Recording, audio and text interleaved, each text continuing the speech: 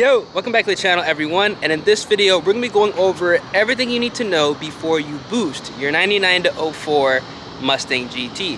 What I have behind me is my Supercharged 2004 Mustang GT.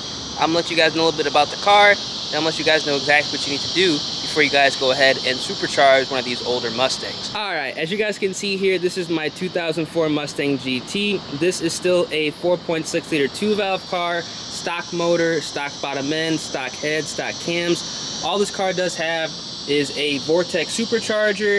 It has long tube headers, 80-pound injectors, a Walbro 229 fuel pump on a 93 octane tune, and the last time I was on the dyno, it made 437 wheel horsepower, pushing 13.5 pounds of boost. Since then, I have turned up the boost to around 15.4 pounds of boost. I have not got the car on the dyno just yet, but it should make upper to low 500 wheel horsepower now, still on the stock bottom end. I will go ahead and make an update video on that when I do put this car on the dyno, but those are the numbers right now. Really happy with the car. These cars are actually relatively affordable and cost effective to boost if you guys find your parts on Facebook Marketplace. But as you guys can see,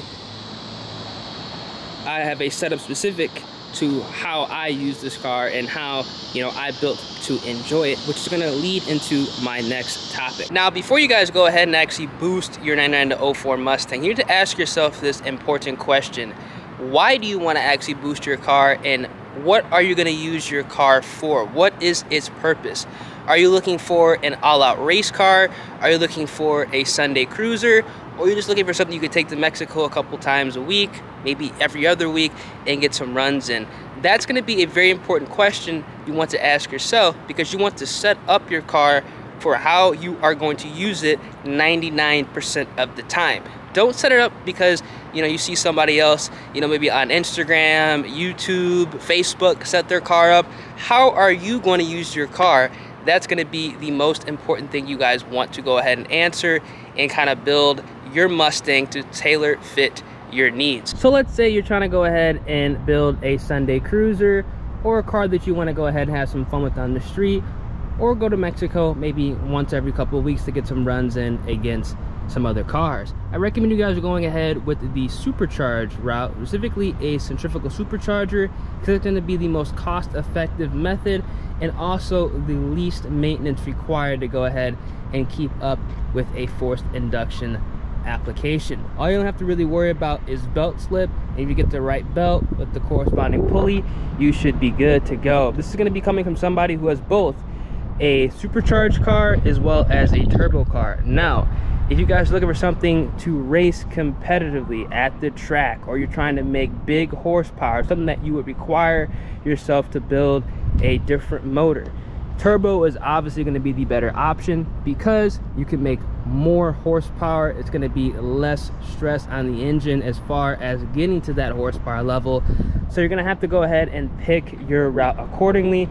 But I think a majority of the people who are trying to boost the 99 to 04 Mustangs are looking for something that's going to be, first of all, affordable, and also something they can keep up with, still maintaining that street car effect. So I think a Supercharger is going to be what a lot of people are looking to do. Now, another important question you guys should definitely be asking yourself is, what rear end gear should you throw in on your 99 to 04 Mustang? This is going to be dependent on how you're going to set up the car. I'm going to go ahead and give you guys some scenarios and my recommendations on what rear end gear is best for your setup, because this actually will go ahead and make or break your entire build. Now again, let's say you're trying to go ahead and build a Sunday cruiser, a fun street car, something you could take to Mexico every other week and have some fun and road race the car. Now this is going to work for both a supercharged as well as a turbo application. I actually recommend you guys going with the 355 gears if you see yourself in the future potentially building the motor, pushing some more power, or with the 373 gear ratio. This is going to allow you to actually keep your supercharger or be in boost longer and ride out that boost, so there's going to be less shifting. This is going to be the best 2 gear ratios for essentially having a street car. Now, if you guys are actually going ahead again and building a full-on race car, something that you're only going to be running the car hard on at the track, you only like doing digs, standstills or just really low rolls, obviously having a 390 or a 410 gear ratio is going to be your better option.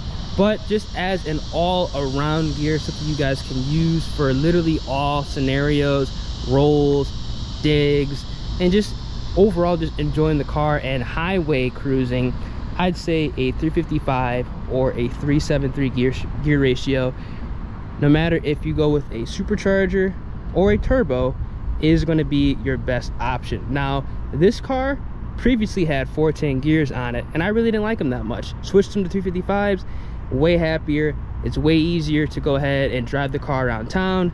It's actually faster with the 355 gears with the supercharger, because you can ride out that boost, and it overall just fits the needs that I kind of set this car up for, that being something I can enjoy on the street and go ahead and take it to Mexico and get some rolls in with some other cars if I want to. Now we're gonna go ahead and look under the hood and discuss some bolt-ons as well as some supporting mods you're gonna need to boost your 99 to 04 Mustang GT. These are gonna overall increase the performance and go ahead and put on an extra smile on your face when you guys go ahead and pin that throttle. Let's go ahead and take a look.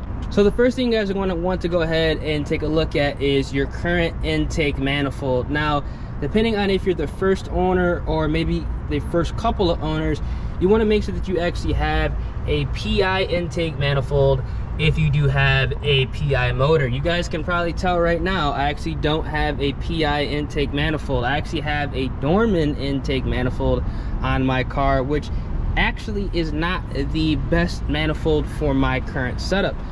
I'm not really too worried about it because I do have a built motor being assembled with a different intake manifold, an Edelbrock. But for a stock bottom end, stock motor 2-valve car, you want to go ahead and get yourself a Ford Performance intake manifold so you can go ahead and take advantage of that mid-range power. These Dorman intakes, some of you guys might actually have a Dorman intake on your Mustang, especially if it is a motor swap car or you're not the first couple of owners.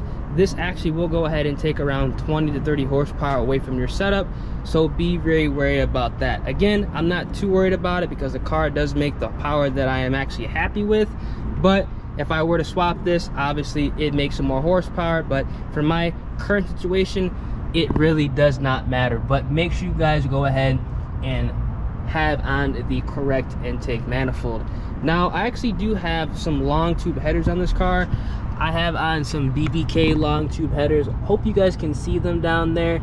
They're fine. I don't really have an issue with the BBK. The only thing about the BBK long tube headers you're going to have to be worried about is if you are going to go ahead and boost these cars, make sure once you do the long tube headers that you are actually doing your clutch job at the same time, because you are going to have to take off the manifolds to actually have access to the transmission. I didn't know that, so it was a huge pain in the ass. Make sure you guys do all that at the same time.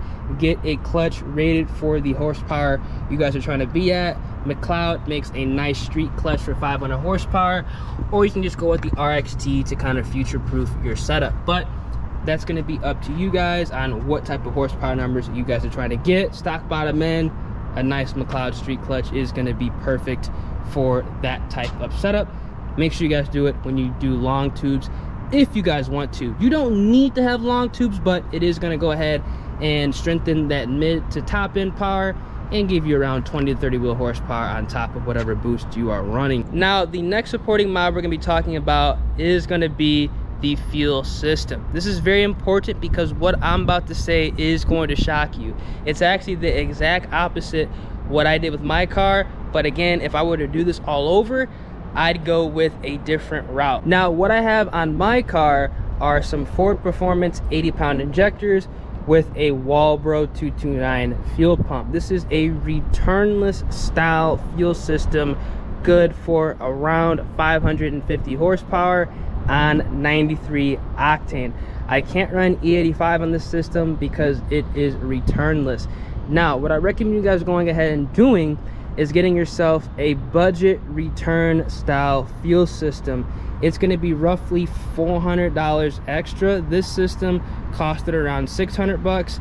The return style fuel system is going to cost around $1,000, but you're gonna be able to run E85, push more power with less boost, your engine's gonna run cooler, and your tuner is gonna have an easier job tuning your car, and you're essentially going to future-proof your setup if you decide to build the bottom end, build the motor to push a little bit more horsepower.